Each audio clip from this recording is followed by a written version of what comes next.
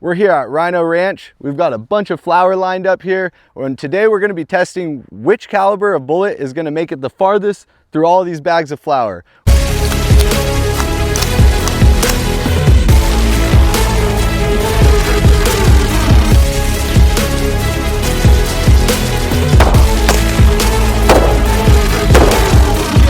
Up first, we've got a 22 long rifle out of a Ruger Wrangler. All right, 22 long rifle. How far do I really think this is gonna go? I'm gonna say 3 bags of flour, but hey, it could prove me wrong. 22 long rifle.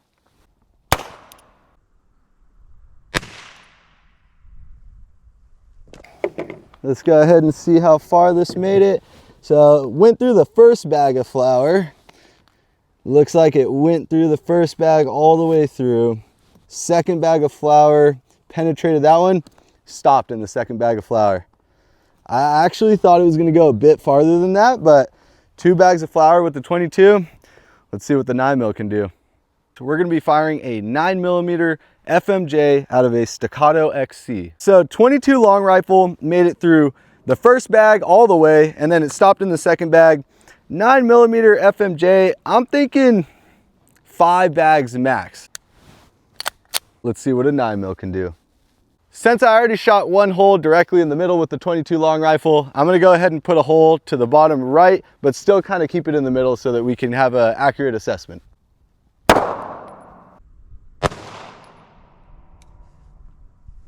We just shot the flour bags with a Staccato XC, a 9mm full metal jacket. Let's see how far it went. So entry hole right here. Like I said, shot it in the bottom right just so that we have an accurate comparison. Okay, we have an exit hole through the first bag, entry hole into the second, massive exit hole through the second bag. Let's move this. We got an entry hole into the third bag, so it's making it farther than the 22. No way, guys. There's the bullet out of the third bag of flour. Made it farther than the 22, but not as far as I thought it would go. Next up, we've got a 5.56 out of an AR-15. It is also suppressed, so we're gonna see if that makes any difference shooting through the bags of flour.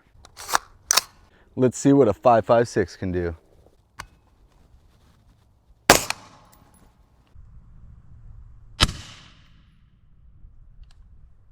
I went to go walk up here to show you what happened. I bumped the table and literally all the flour started falling out of the second bag. I actually don't see an entrance into the third bag. So because of that, I actually think that the round ended up somewhere here in the second bag and stopped.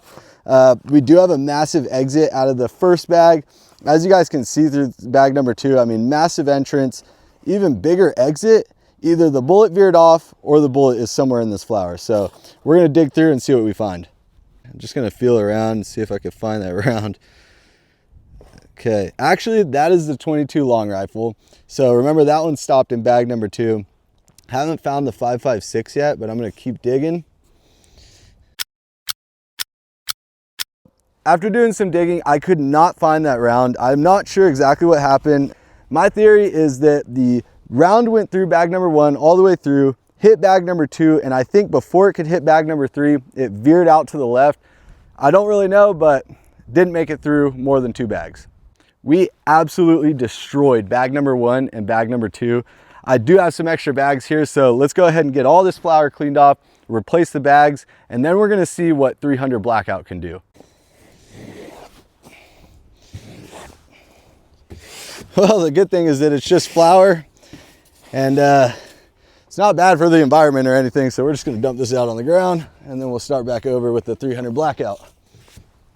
So the 5.56 made it through 2 bags of flour, and then I'm not really sure what happened, but it definitely didn't enter the third bag. So it either veered off or it was stuck in the second bag, but we didn't find it. So not really sure. We're now gonna shoot it with a 300 Blackout out of a Q Honey Badger. Let's see how far it can go. My prediction, I think the 300 Blackout is a little bit of a heavier grain round. I really think, honestly, that it's gonna go through at least 4 bags of flour. 300 Blackout.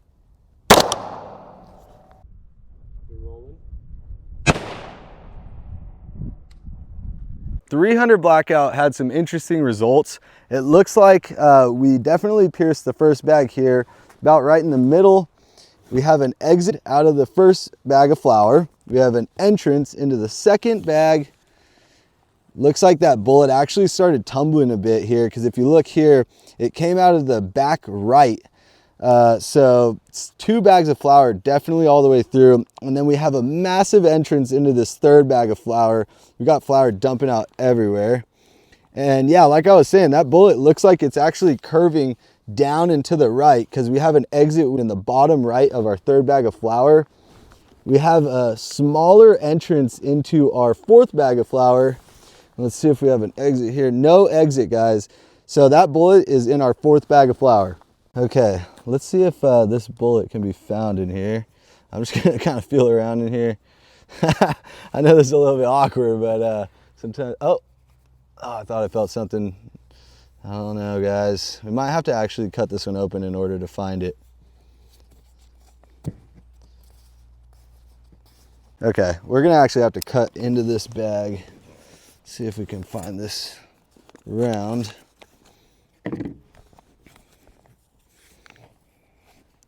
If it's in here, it's gonna be somewhere in the back right here. How could it not be right here? Okay, so I really actually thought that we lost that round.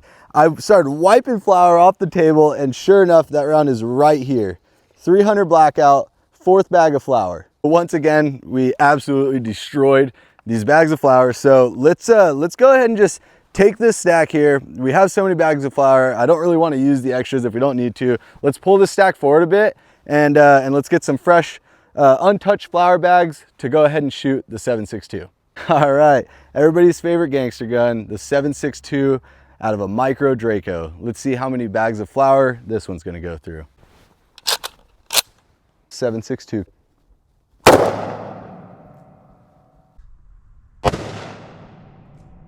.762 clearly entered the first bag of flour. We have a pretty good size exit. Looks like everything stayed straight through that first bag. Exit out the back. We do have a massive entrance into the second bag, but this is what's interesting. You can see how this starts to veer to the left. Blew a huge hole out of the second bag, and it looks like it just barely sliced into that third bag, and that round probably ended up somewhere off to the side. Once again, I was mistaken.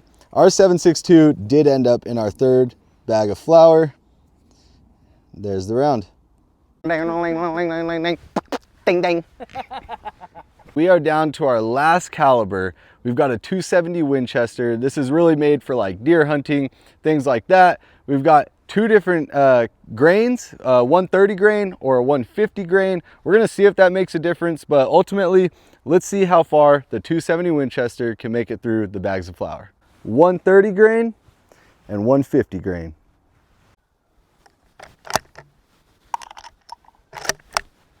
Let's start with the 130 grain.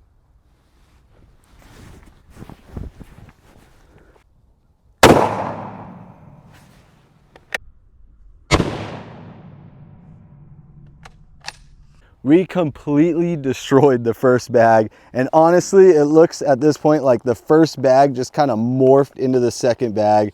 Not really sure what happened there, but big entrance, massive exit through the first bag, huge entrance into the second bag, and it looks like that bullet had a pretty big exit through that second bag.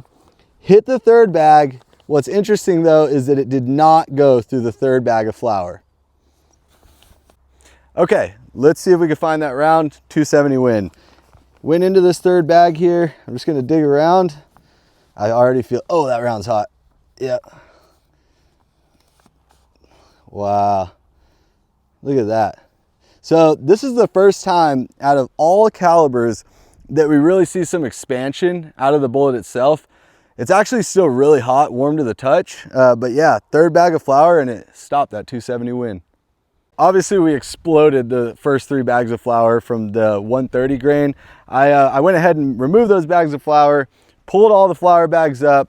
We still got our guy back there. He is untouched, so that's good for him. But we're gonna try 150 grain, see if this has any more of an impact on the bags of flour. Realistically, I'm calling 4th bag of flour on this one just because it's a little bit of a heavier grain, but like I said, we'll see. And yeah, 150 grain going in.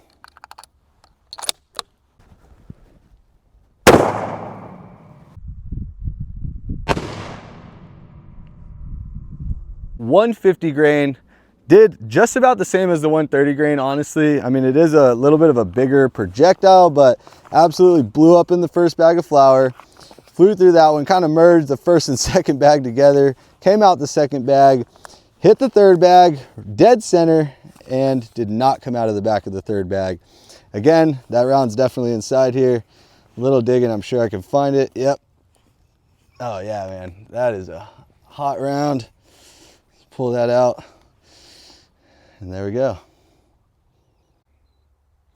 Okay, so after all those different calibers today, it looks like the 300 Blackout went the farthest, ending up in the 4th bag of flour. So there it is, guys. If you want to know which caliber will make it the farthest through bags of flour, 5-pound bags of flour at that, 300 Blackout takes the cake. Along with testing all these different calibers, we made an absolute mess here at the Rhino Ranch. We've got flour everywhere. Luckily, it's biodegradable. We'll clean up all the paper, throw that in the truck, and take it out of here. That was one heck of a video. As you guys know, this is our first video we've ever put out on YouTube. If you guys want to see more content like that, make sure to like and subscribe below. We're going to want to show all sorts of different items being shot with different calibers, showing you guys the actual ballistics testing behind each one of those calibers. Hope to see you guys next time. No telling what we'll get into next. Love you guys. Adios, amigos.